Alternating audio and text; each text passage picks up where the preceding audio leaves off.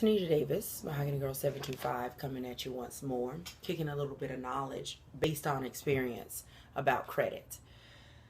The purpose of credit, it's kind of like a passport, an American passport. See, most people become American citizens in order to get this passport because it allows you to freely move from country to country without getting stopped and hassled and whatnot. Still patriotic to their former country or to their current country if they have dual citizenship.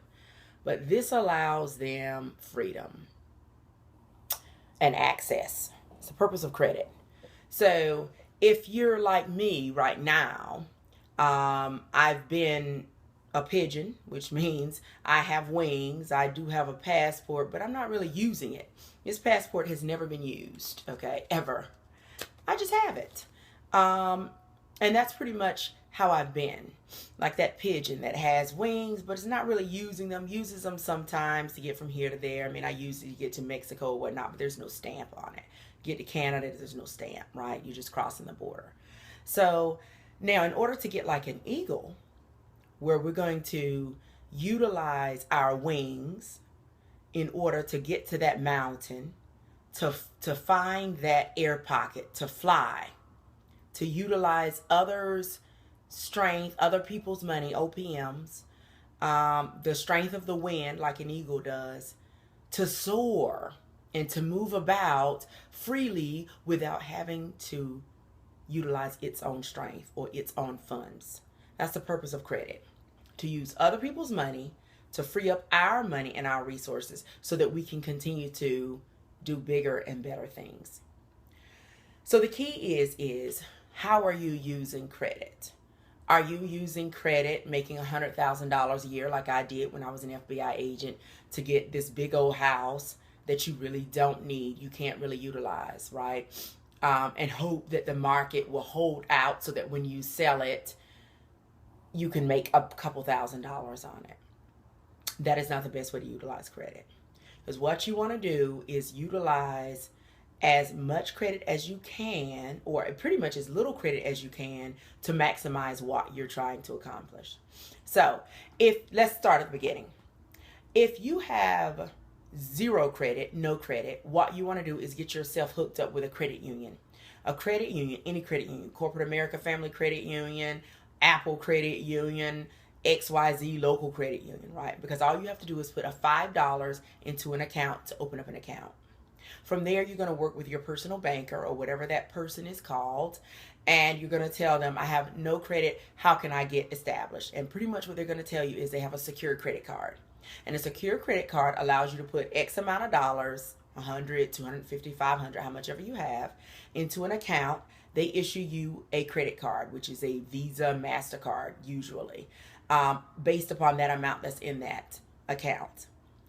So how you'll use that secured card is once you get it in the mail in 7 to 10 days or what have you, you will use it to purchase gas or purchase groceries, nominal purchases, $25, $50, right? $100. And then at the end of that month, when you get that statement, you pay that amount off, whatever you used, your groceries and your gas. And in 6 months' time, you would have not gotten any, you would not have had to pay any type of percentage for the APR. And you will also have established credit. So in 6 months' time, your credit score went from whatever it was to now a recurring positive credit. Now, if you have slow credit, which means basically you have credit, either you have that secured card or you have that unsecured card like a Macy's card or a Kohl's card or a Target card or a Visa or what have you, but you have run into financial difficulties or what have you, and you just can't keep it together and you're paying slowly, you're late on payments, 30 days, 60 days late, then what you want to do is contact those companies, make some type of arrangements, or just start paying on time. And within 6 months, those slow payments, those recurring non or slow payments will change over, and then your credit will start to pick up. Now, if you're like me and your credit is delinquent, that means because I had some properties that because I left my stable job and what have you, or got fired off of my recent job, now all of a sudden now you have delinquencies, which means either a judgment, or you have filed for bankruptcy, or you have some type of lien on your account. That's a little bit more difficult. Now you're getting into the realm where you're going to actually have to go in and maneuver. So basically with mine, I have a judgment for an $1,100 judgment against a condo fee that I owe. I was renting out this condo, Section 8.